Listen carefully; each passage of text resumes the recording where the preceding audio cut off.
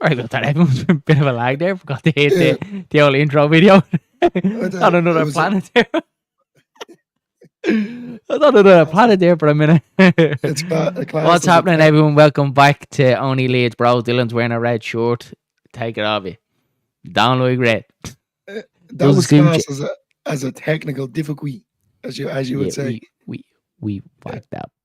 I don't know what happened. Well, hello everyone. Welcome back to Only Leeds Bros again. Video after video this week, but obviously, because look at busy schedule for Leeds, it means busy schedule for us. But next week it comes down obviously with the international break, so we can have a well earned rest. What's happening, Dillo? How are you feeling? Sipping on a coffee or a tea there? Cup of tea. A cup of Molly. Nice. Nice. Now I'm in better form today. I had a little time to think about it, especially in work earlier on. Yeah, so look, I was happy with the point. Start with that, so I'm happy with that. But yeah, look, you know yourself, you just some matches just wind you up. Some, yeah, you know. How are you anyway? Me, I'm a bit better now today. Look what I said. Kind of haven't slept on it and thought about it well today. It's not a bad point on the road. Like it's a decent. It's a decent point. Like, look at again, we didn't really kind of get the performance we wanted, but look at we can kind of hold back a little bit on the criticism because obviously we know we're kind of, I wouldn't say we're injury ravened at the minute, but there's a lot of injuries there at the minute. The starting 11 is a decent kind of starting 11 that went on the pitch. Obviously, we're missing Ampatio, but when you look at the bench, you kind of only really have Pirro and Bamford there that are, you have Boyram there as well, but you don't really have any players that can kind of affect the game. Like you're missing Dan James, Solomon, Ampadu's out now as well. Like there's a lot of players missing from the squad, and especially our wingers, you know, who you can kind of bring on and change the game. And I don't think yesterday, if we did have the likes of a James or a Solomon there to bring them on, I don't think he's making the Pirro and Bamford substitution. And he said it again today in his press conference that look, he kind of wanted to get minutes in the leg. So that's obviously something that we've been crying out for, is for them fringe players to be given minutes. And look at that's what he's doing, and that's what he kind of said that he had in mind ahead of Sunderland on Friday. Look at the games are coming thick and fast. The press conference today was obviously an interesting one. Again, we didn't really get much from. I was really kind of surprised that they're doing Gruev's scan later on today, so kind of keeping an eye there on X to see if that is kind of brought to the club. He did say he would give out a bit of information this evening if there is kind of information to give out on Gruev's injury, but he did kind of say that he doesn't feel as bad as he first felt today. Yeah. So hopefully kind of any kind of swelling has gone down. Hopefully got a good recovery day in today, but let's hope the scan doesn't show up anything too bad. I think Friday still might be a little bit of a push run, but kind of gave me a little bit of positivity. Though look at the scan could obviously tell different, but it kind of gave me a little bit of hope that it isn't too bad for Gruev. And look at we need him back soon, as hopefully it is just a bad bang and he can. I don't think he's going to make Sunderland. It might be a bit too much, but have a little bit of a rest over the international break and come back for Sheffield United. Yeah, no, I think obviously if he was on the bench for the Sunderland game, it wouldn't be like, it's good to see Tanaka and Rowell getting a rollout, you know. So obviously tired legs as well at the club. So yeah, it's a bit of a punch, but look, hopefully he won't be serious. I took a few notes from Daniel Farke's press conference, and just said Gruev still waiting for further assessment, but have to wait, and he looks better today than what he did yesterday. Yeah, it's possible for Smith could be involved, which is good. And he went on to talk about Charlie Crew. People like comparing him to Archie Gray. Didn't think that was quite fair. To give him that, you know. They went into about the free agent market in the sense of you know, doesn't get himself right. That something that they can possibly look at, but at the minute now they're not really pushed. You know, wait to see what happens. Yeah. He was asked about the bookies. The bookies is obviously we're favourites, you know. So he basically said we have an exciting group. We can't be putting the burden on you know, players that are in the team, especially the young lads. Yeah. But overall, we have a great squad, and he didn't really want to go into more detail about that when it came to favourites, but he's optimistic. Yeah. And then lastly, then he went on about Ramazani, about over the last couple of weeks at the club and how he's developed as a player. He's a great deep impact. He said with an end product, and he's stable on defence. So, in a few words, he seemed very happy and positive when it came to Ramazani. So Disappointed about Solomon as well. He obviously did say they were expecting him to train today and he couldn't. So disappointed about Solomon again because I kind of had a little bit of hope that would have been one, even if he was back on the bench for Sunderland. Kind of would have gave Leeds United fans that little bit of a lift. Do you know what I mean? Kind of going into Sunderland. Look, we've obviously had the bad injury to Ampadu, and then Grove got a bang last night as well. And again, it still remains to be seen how bad that one actually is. But I think if we kind of would have had a Solomon back for the Sunderland game, it could have would have been, well, look, at least Solomon's back in. Do you know what I mean? It kind of softens the blow a little bit for us. But yeah, look, at kind of uncertain times with injuries at the minute, and we obviously did touch on it a good bit yesterday in our video. But in regards to the match yesterday, it was a typical kind of championship game, wasn't it? It was kind of scrappy for large parts of it. I think Leeds obviously had the lion's share of possession again without really kind of creating much. The only thing we kind of had in the first half was obviously not those chances off the post, and that's probably one thing that I didn't really think about last night, but I kind of thought about through today. We didn't really make use of our possession enough in the final third. We didn't kind of really get Joes up on it, to kind of give him kind of any opportunities. Ramazani didn't have much in the first half. The only one I can kind of think back to is the Nanto chance. So that's obviously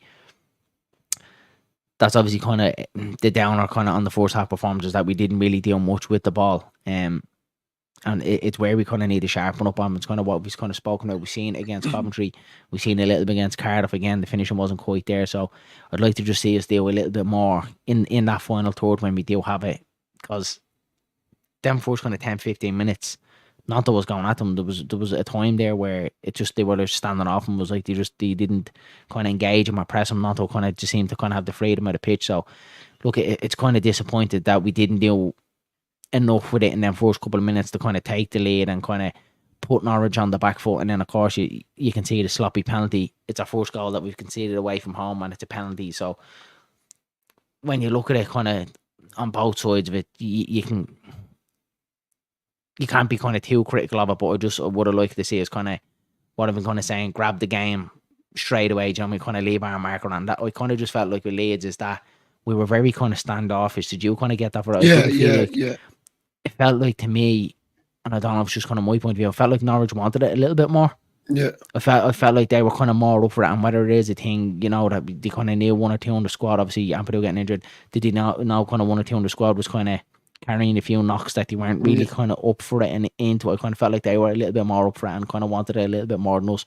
Our quality obviously got us the point of the game, but I think that's kind of more, I'm kind of airing more on kind of the disappointing side of today. Decent point, I'm happy enough with the point, but kind of the performance was, looking back at it and watching it again and the highlights and that, yeah, we were kind of a little bit subdued looking back at it now. Like what did you kind of think? I'm kind of giving it a bit of time to kind of reflect on it. Look, at times it was that sort of slow building up. You've said it week in, week out, and the passing needs to be sharper. It needs to be quicker. Like these boys, the likes of Nando and Ramazani, they're quick. You need to hit them fast, and it just seemed like even like Strike, for example, there was a few passes there, sloppy, giving the ball away, falling over the ball, so it didn't show. So look, as you said, I am happy with the point, but as far as the performance goes, it certainly needs to be better. It kind of the performance level kind of dropped again, didn't it? Because it was like it got a bit better at Cardiff, but we didn't kind of get too kind of carried away with it, because obviously it's Cardiff, the bottom of the league. We know how bad they were, so we didn't get too carried away with it, and we all felt like it should have been more. Coventry was definitely a step up in performance. Look, they had a really good result last night against Blackburn. Rovers kind of did us a favour in a 3-0 win. Like, it isn't bad. And then last night, it was like the performance kind of dropped again a little bit. And like, whether that is kind of the quick turnaround of games, are they kind of a little bit hesitant now, and they've kind of lost the captain, because it has to kind of be effective. You can see Ethan Ampadu is the kind of leader now since Cooper is gone. He has been given the captain's armband. and you can kind of see he is kind of the general around that midfield park. You see him telling or you see him telling Rodon and Strike kind of where to be. He is kind of the glue that kind of holds it all together. So whether they all kind of felt it that he was missing might have had a factor in the performance yesterday, but it's up to them, boy. Look at the grown men. It's up to them to kind of stand up and be counted. And I really want to see a bit more from Rodon. I was really disappointed in his performance yesterday, and kind of throughout the season, he's had one or two decent performances here and there. But compared to the Rodon we seen last season to the Rodon that we're seeing this season, I just think he's been very sloppy, very poor in possession. There's times he does read the game very well and he gets to a force and his tackling is good. Last night I just thought he was poor, and again I watched the penalty back again. Like it's a really poor decision to be jumping in there, knowing that the defender was kind of on the byline. You have to be standing up and kind of shuffling him away from goal. Do you know what I mean? Look, like obviously, from a centre halves, you can't be jumping in like that. No, it's like regardless of Sarden, the touch, he's quick as well himself, and he's a smashing player. Look, I have to be honest. Well, he knew what he was doing. He's really good at this level. He's really good at this level. He's a clever player, and I'd say his eyes lit up when he's seeing Rodon coming across and sliding in. His eyes lit up because it's like what I said yesterday. He was always going to leave his foot there and get the dangle. If Rodon didn't catch him, then he was in behind him either way. So either way, if Rodon missed him, Sargent was in behind him then for a shot, or if he was going to clip his leg, he was getting the penalty. So it was a win-win situation for Sargent. For me, there, Rodon has to be the dominant defender, standing him up, forcing him away from goal. Like, I played left back for years. I know it's kind of a different position to centre half, but it's the same kind of principle that you're told in the box, stand on your feet, push them away from goal, don't let them get the shot away. It's all the kind of principle. And I'm really disappointed with Joe Rodon on that. I thought, especially being the kind of the experienced kind of head now, you'd be expecting him to stand up and kind of push him away from goal. So that is disappointing, especially the goals that we've had conceded against Burnley, kind of being nicked on the break and them kind of having the only chance to score. And then that goal last night, it kind of feels like that we're not really conceding many chances against teams. I wouldn't say like teams are kind of like dominating us, and like they didn't last night. They didn't really have much. It just felt like we were kind of shot ourselves in the foot last night. The game was kind of there for the taking, and it didn't really feel like we had the courage to go win the game. Yeah. Do you kind of feel that? Yeah, just kind of looking back in it last night. It's as I said, it's more frustrating, to be honest with you, because from Joe Rodon, as you said, an experienced player, and obviously a starting player as well. Like that, we said it yesterday as well. There's no backup. So maybe I'm starting to think: does he feel maybe it's too much pressure because we didn't get promoted last year? Is it a thing where he feels that maybe he thinks that he can start when he wants? He knows that he's going to be a regular player. That's what these are all the thoughts that could be going through. Yeah, he doesn't have much competition, and maybe last year it was in his head. Obviously, being on loan and you have that uncertainty there, like where's your career going to go? Like I kind of have to make it work, and Rodon was kind of at that age now in his career where he kind of, if he was going to step into professional football and kind of not making it professional, he was already after making it, but kind of move his career in the right direction. That it was a big season from last year at Leeds, and whether he was going to go back to Spurs and kind of break into the Spurs team, whether that was kind of on his mind through the first half of the season, or I kind of need to show Spurs here and going back to a big club. And he obviously became to love the club, and we obviously see his brother Sam Rodon loves the club, travels up and down the country following Leeds, and it's class to see. And obviously he had numerous Premier League interest in the summer to move, and he picked Leeds, and we love him for that. And you don't get that. But I kind of do kind of feel that now, and you kind of hit the nail on the head, and that's another way of thinking it is, maybe does he feel like he's a certainty every week on the team sheet that he doesn't have that, that kind of pressure on him. That there's no pressure.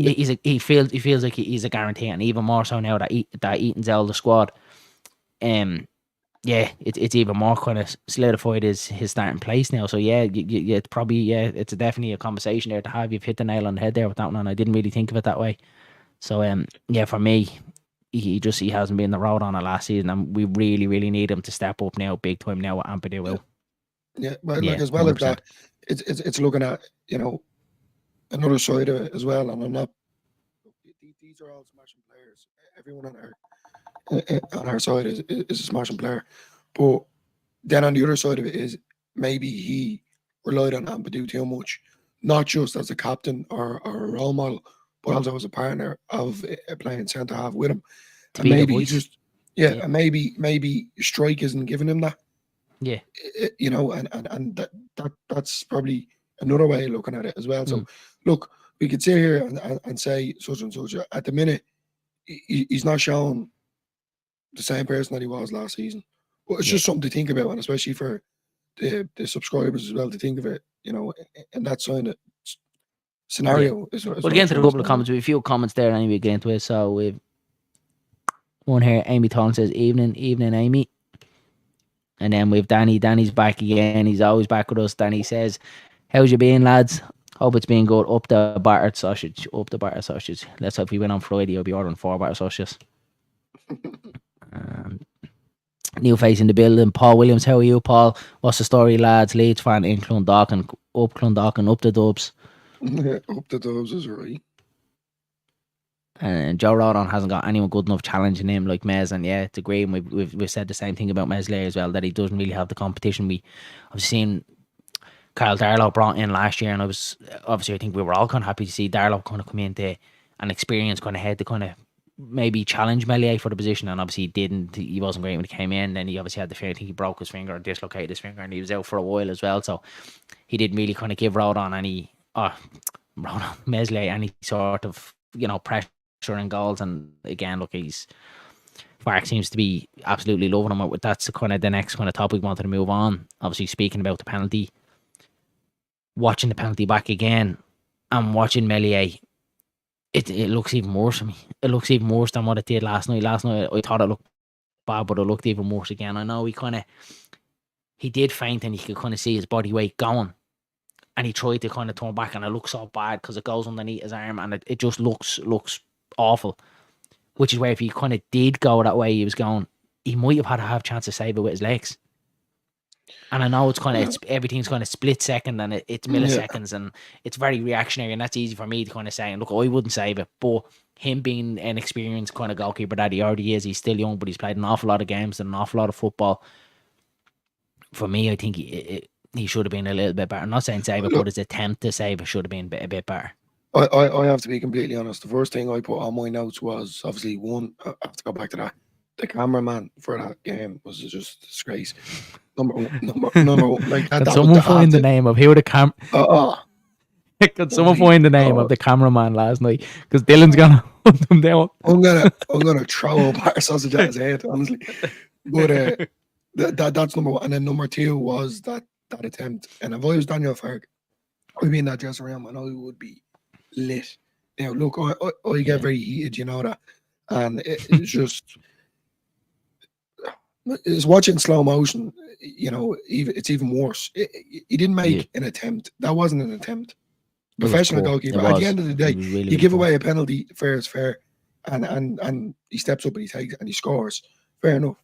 But at least make an attempt. Make some sort of, to the fans as well. I have this. Like I'm, at the end of the day, it's football. You're fighting for promotion. You're fighting for each and every point at the win. Yeah. And he pulls off. Sorry, an attempt of a save, Look, anyway, we'll move on. Well, no, it is frustrating. So we have a couple of comments. We'll try and show them up here if this thing will let me. Seem to be just a bit laggy there at the minute there. Yeah, I'm a bit laggy. I'd say it's probably the old internet. We have Matty here from Imagine Not Being Leeds, and he's kind of let the cat out of the bag here. I was going to say to the end, but Danny, you ruined the surprise. Matty, you ruined the surprise on me.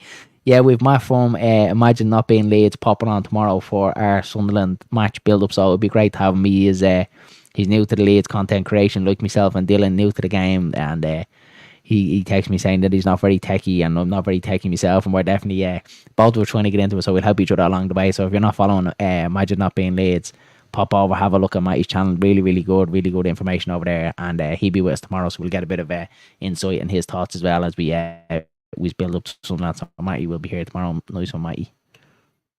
And then Danny just says Matty. Danny must be subscribed to Matty as well. He obviously knows him. And then a few from Danny says penalties are hard to save, but he was a keeper for 15 years. In that time, he only saved 4 penalties. Well, Melier hasn't saved any, so maybe we should stick you in goal. Then you might be better than Melier anyway. Yeah. Yeah. So anyway, look, we'll kind of move into the back line anyway, and let's talk about Junior Firpo. What are you thinking?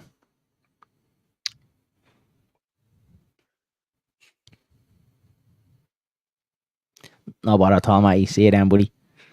I Come on, 50 give it to 50 me about about Firpo, when it because look, it's hard when I love him, you know what I mean? I love Firpo. Now he just didn't show us his full quality yesterday.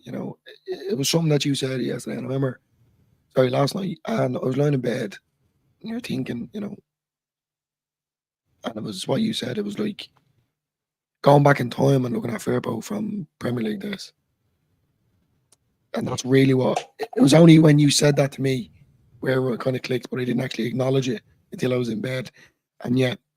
That's the best way to sum that up. If I'm being completely honest with and you, I felt like after that after like was I being a little bit harsh on Firpo again, because you know the way, and this is like look at this is obviously a platform set up where you can kind of give your emotions and kind of say, and especially the instant reaction, you can be very kind of hot under the collar, very kind of bothered or upset over something that happens in the match. So that's why I think them instant match reactions that are kind of very good. You can kind of say things off the cuff, and then obviously this wrap up then is kind of as the temperature comes back down, you think about it, kind of everything in everyday life. Joe, when you're in the heat of a situation, you can say things, and then you think about it after. And I was kind of thinking, right, was I a little bit harsh on Firpo? So watching it back again today, and then again the highlights, it was even it was right. I don't think he had a good game whatsoever. I just thought it was definitely one of his poorest performance in the last while. And if it is a thing Danny's saying there that he has a knock, he might have a knock, and obviously he got a big challenge there yesterday. He took a good wallop, but for me he wasn't his usual self again. I know he was kind of getting forward, he was looking to make things happen, but his final ball was poor. Is it kind of heavy legs at the minute, kind of into the season, like the games have been coming thick and fast. It probably will. I think the Dominican Republic are playing again over the international break. Would you like to see Firpo kind of stay back and kind of get a little bit of recovery into the legs? Like I would. I'd like to kind of keep all our players and keep them all fresh. But look, you can't do it, Jimmy. Your country comes calling. You're gonna go play. So yeah, for me yesterday, that was probably one of Firpo's poorest performance in a long time for Leeds. Going the panel, if it, whatever way the replay was, I didn't see it obviously in real time. It was Firpo's man that got through, and on the replay when I was playing kind of in the slow effect, he didn't really make an attempt. He didn't show any kind of urgency in it in getting the ball. It was kind of just brushed off and kind of let him go through. So there's that, and then apart from all that, his passing wasn't great. He was getting forward, which is good to see, but didn't really have such as an impact, on the game, on the game at all. And to be honest with you, it felt like he was kind of like a stupid challenge away from picking up a red. Like that's what and that was kind of like Firpo in the Premier League days. I hadn't felt like that Firpo. I know he's more kind of on the side of always kind of picking up a yellow card. We know that with Firpo, and that's just the type of player he is. But for the last kind of couple of weeks, I never really felt like he was kind of on the verge of getting sent off. Yeah. I don't know what it was last night. I felt like that he kind of was in the Firpo kind of mode, and he could have been very easy kind of sent off. It felt like he kind of had that mistake in him, so we were lucky to kind of keep him on the pitch. So yeah, a poor performance from him. I thought Bogle wasn't too bad again. We didn't really kind of see much of him. He didn't really get forward a lot. No. That's what kind of noticed. But he wasn't really. Yeah, maybe that's just the way he had two shots, didn't he? If I'm not mistaken, I think he had two shots. One bloomed over the bar, but no, he definitely didn't get forward enough for me. Yeah. Look, we get into a couple of comments. So Paul says you can tell when Junior's not on it as he makes silly inside passes, and that's it. Yeah, you can see he's not very confident. Usually when you kind of see him being expansive, he's kind of getting down the wing. He'll play the ball down the wing. He'll do his overlap. That's yesterday. He kind of seemed to be kind of very reserved in his passing. I think Paul, I do agree with Paul with that one. He wasn't really kind of being risky enough with his passing, if that's kind of the right kind of term. He's usually kind of one of them where he would probably be one of our kind of most advanced kind of players. He'd like to get forward. Cardiff, I thought he was poor as well. A lot of his decision making at Cardiff as well. He was getting the ball and bringing it back inside when there was a lot of times Ramazani was making the runs in behind. He wasn't really finding them. So yeah, for me, he was definitely probably one of the poorest performers yesterday for Firpo. And Yeah, yeah, look, we can kind of let him away with it because he has been really, really good for us. So just hope we're not on that decline of Firpo and we're going to be seeing them performance regularly. Let's hope he can kind of pick it back up again. yeah.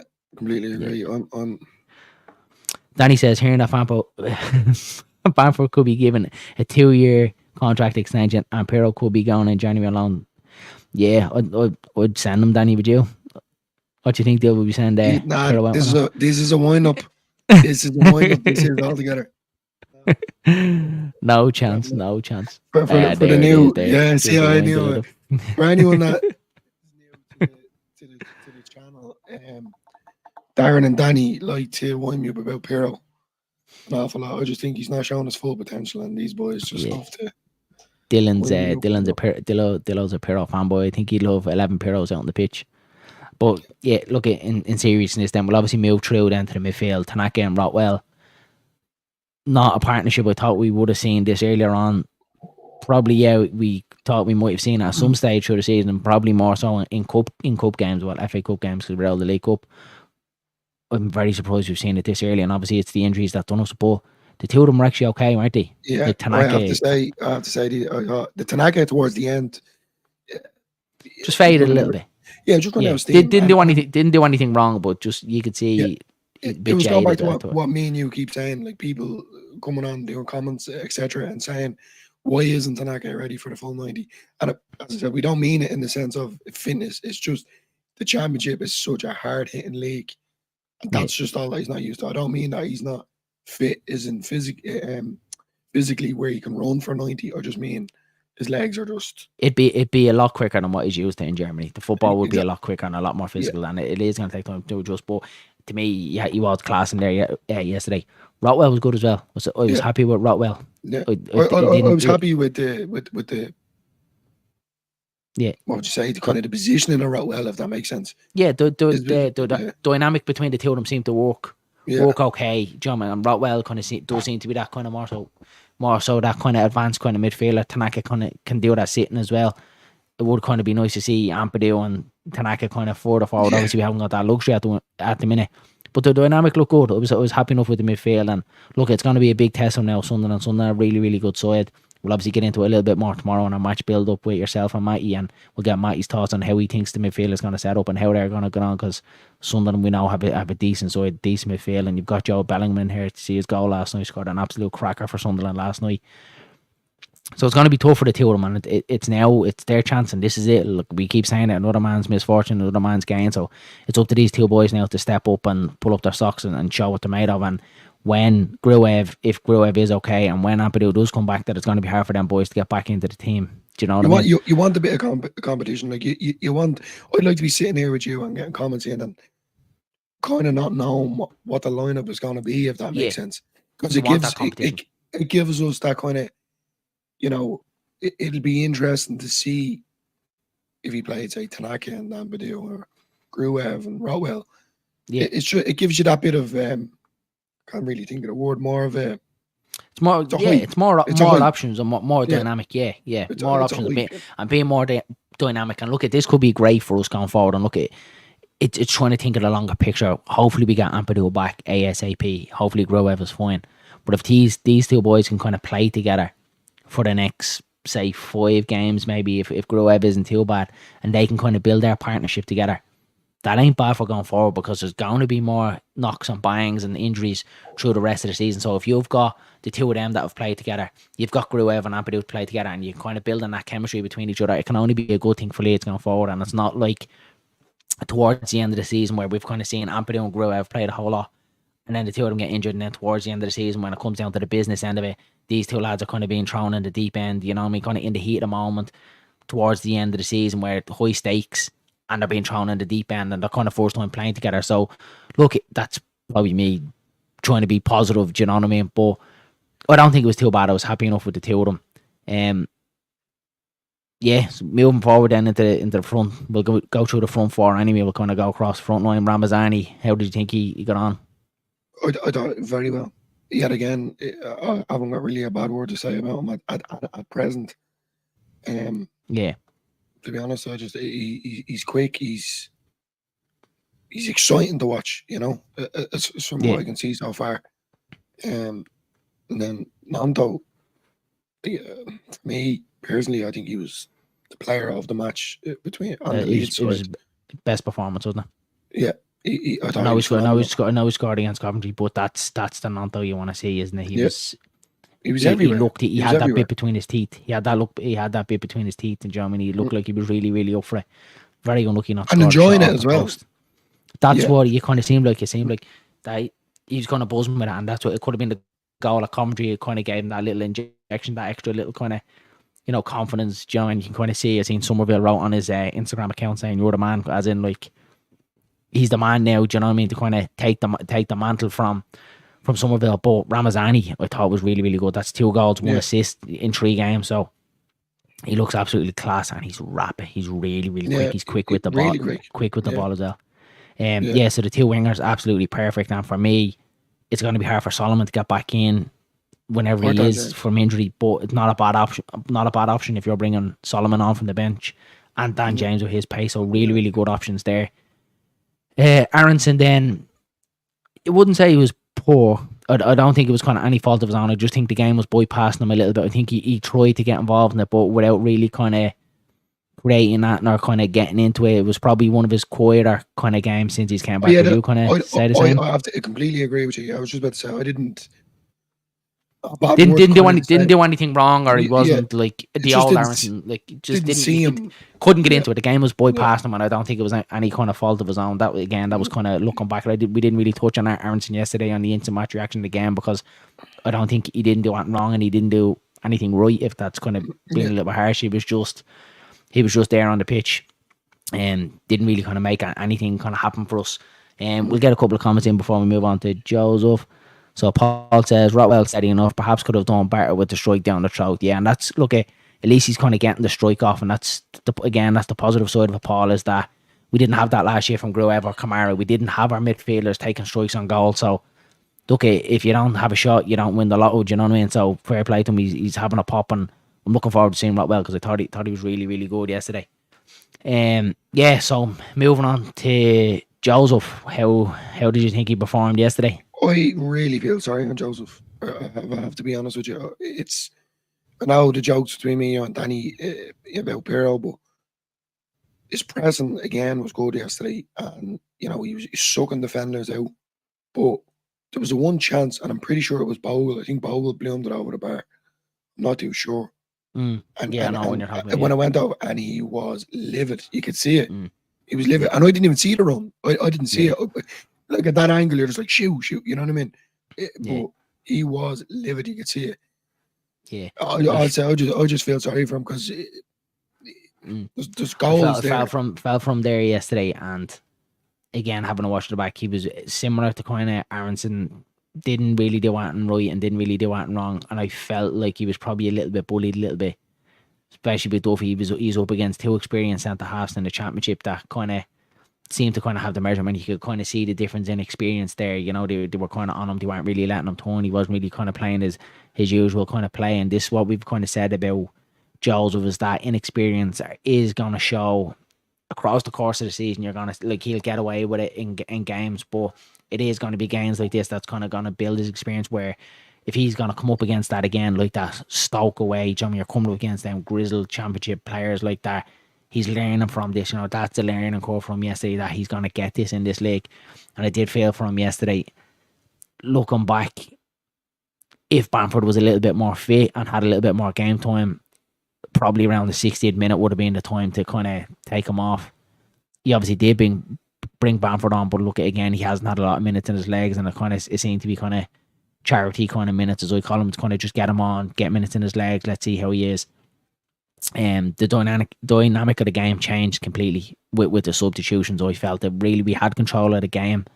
We looked the more likely to score, and then the substitutions just killed it. And I can understand, listening to Farke's post match and then his press conference today, is that he did explain why he did it, and it's a long season and 3 games in 6 days. It's always going to be tough, but there probably would have been a better way to kind of manage the game, because I just think Perron Bamford, we kind of gave up the mantle. They looked then the more likely to score when Bamford and Perron came on, because they were kind of not really holding her up, not really doing any kind of sort of pressing.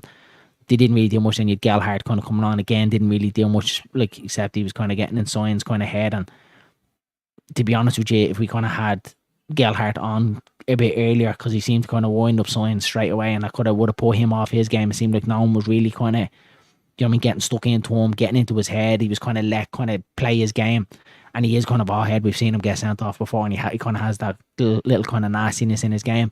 So it was kind of happy to see that Gelhardt was kind of in his head straight away. Do you know what I mean? Winding up, putting him off his game. So, but other than that, he didn't really get involved in it. So yeah, the substitutions were kind of poor for me.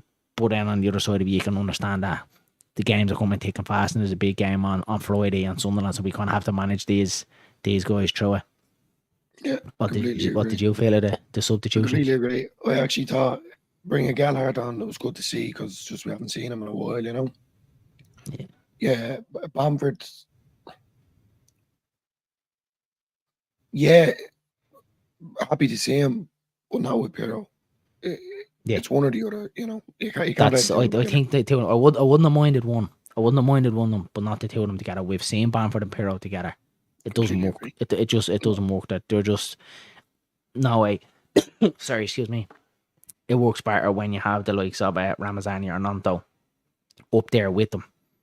And again, you didn't really have that round at that kind of press. They were able to just bypass Pirro and Bamford and get in behind as well too easy. Again, in turn, put pressure down on our midfield. Our midfield started dropping too much.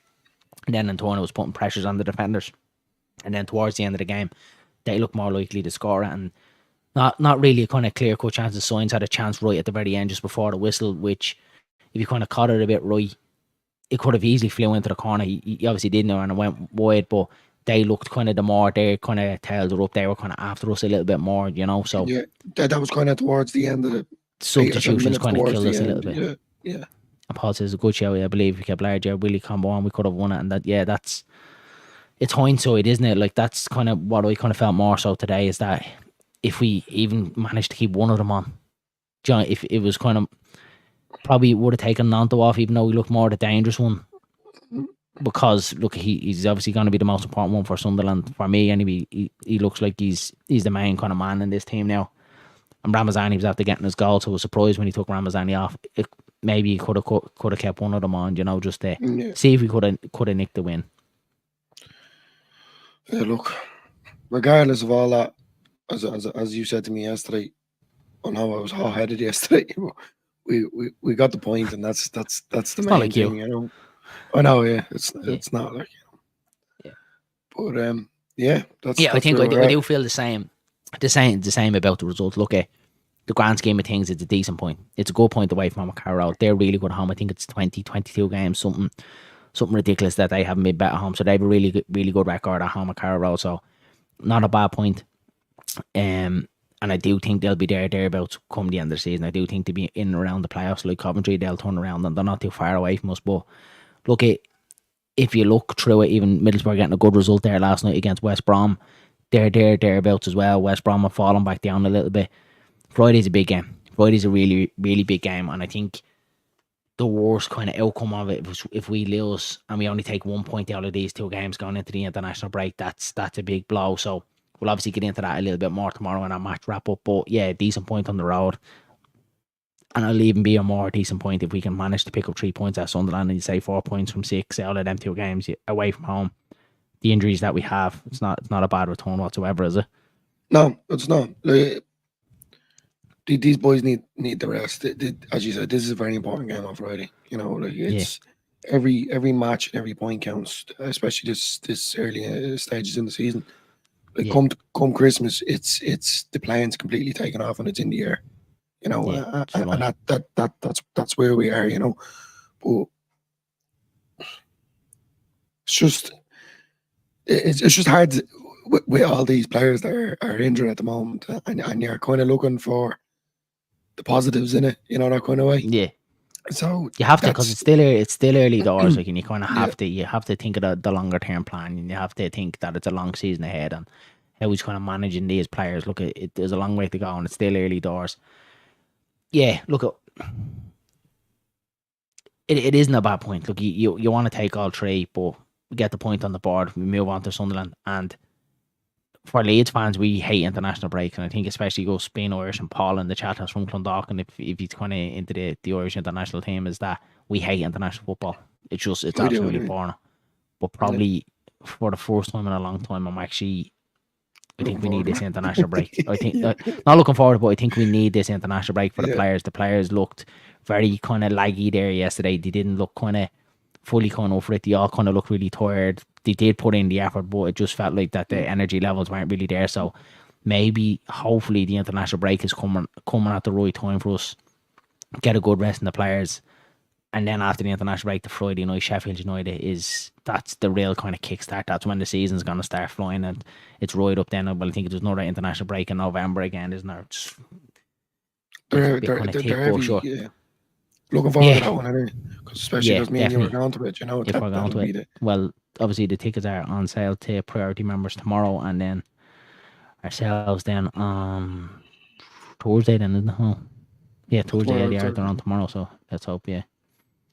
So we'll get into a couple of more. So Paul says, remember last season we had 6 up front to win it there? Yeah, 2-0 down and won a 3-2. Remember, some of it was absolutely quality. Danny says, did the Republic of Ireland have a team? They have a bunch of women, Danny. That's what they have. Horrendous. I imagine living in Dublin, but I can understand the lads. Yeah. But look at the Welsh team are a lot better than the Republic of Ireland team. A terrible one, Danny. Yeah. Yeah. So, yeah, I think that's kind of it for your Norwich City match wrap up these months tonight. Good few new faces in the chat. Thanks for dropping in, Paul. Good to kind of speak to a new face, and then Danny there, ever present, the number one. It's always there following us, supporting us everywhere.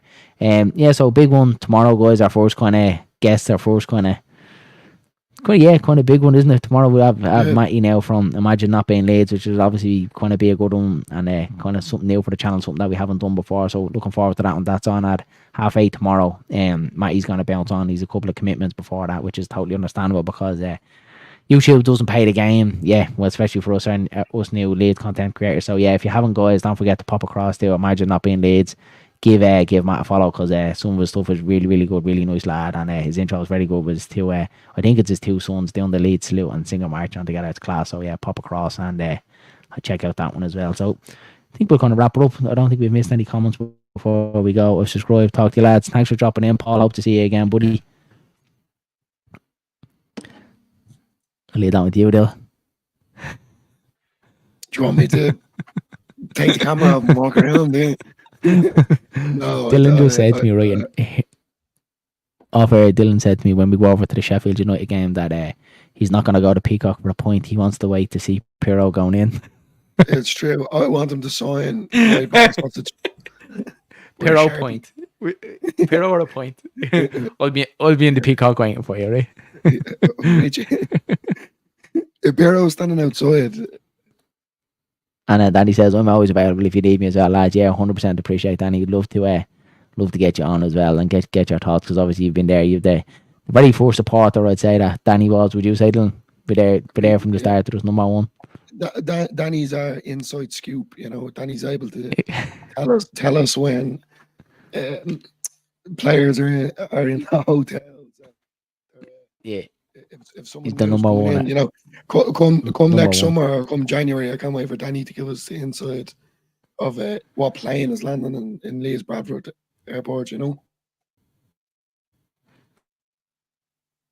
He definitely has the inside scoop. Your mic is gone dodgy there, Dylan. So I tell you, that's an L. It's an L sign to wrap it up, guys. Look at, guys, thanks for popping in. Everyone that did in the chat, it's been a good one. Again, before you leave, guys, please smash a like on the like button. We really appreciate it. And again, the channel is moving in the right direction, and we'll keep the content flowing. Don't forget to hit the subscribe button as well. Share with all your friends, mates, whoever you want. We don't mind across any social media platforms. Hit the notification bell as well. As I said, a big one for us tomorrow. We have our first guest on, and we're absolutely buzzing for that one. That's 8:30 tomorrow, so hit your notification bell so you don't forget that one. And I think that's it. And Dylan, before we wrap it up and say goodnight. That's it from us, guys. Have a good one. We'll chat you all soon. Have a good one.